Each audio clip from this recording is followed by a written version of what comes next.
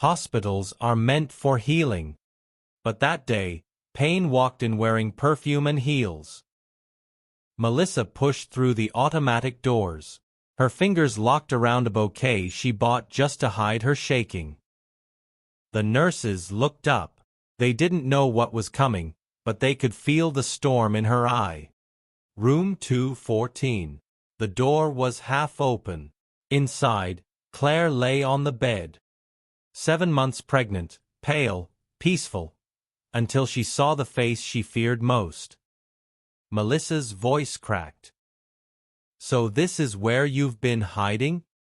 Claire froze, clutching her belly. The flowers hit the floor first, then the truth followed. She wasn't there to comfort, she was there to accuse. And the man both women loved was nowhere to be found.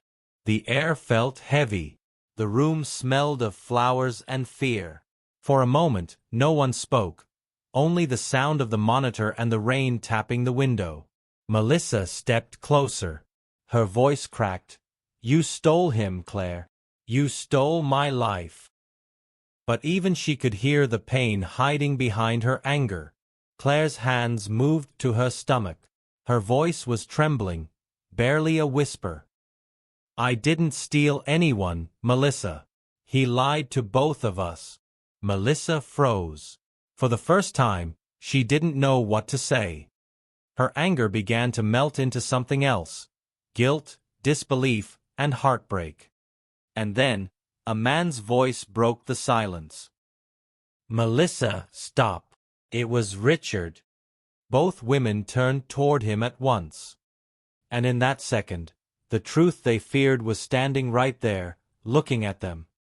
Richard froze in the doorway.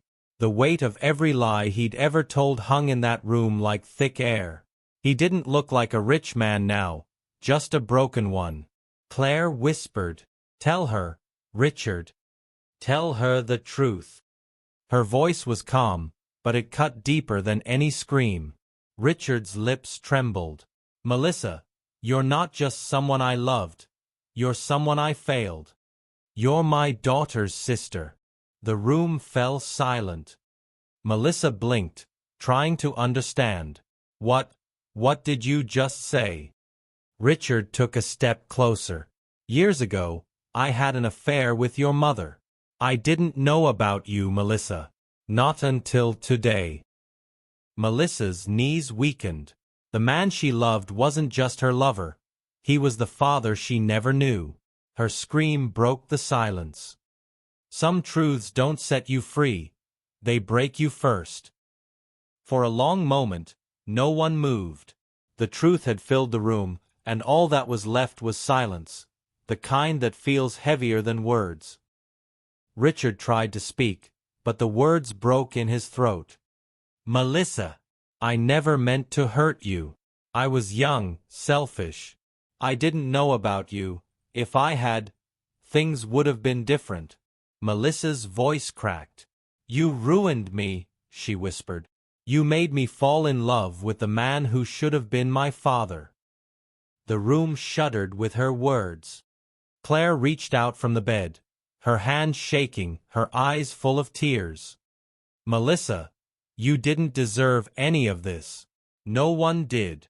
For the first time, Melissa didn't pull away. She took Claire's hand, the woman she once hated, and held it like she was holding a piece of herself. Tears fell silently, not from anger anymore, but from something deeper. The kind of pain that begins to heal. Time passed, but no one spoke.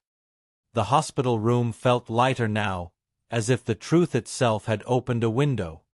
Richard signed the discharge papers that afternoon. He didn't say much, he just promised never to disappear again. Melissa stayed by Claire's side until evening. She held her hand not out of guilt, but because for the first time, she understood what family meant. Sometimes, forgiveness isn't about forgetting.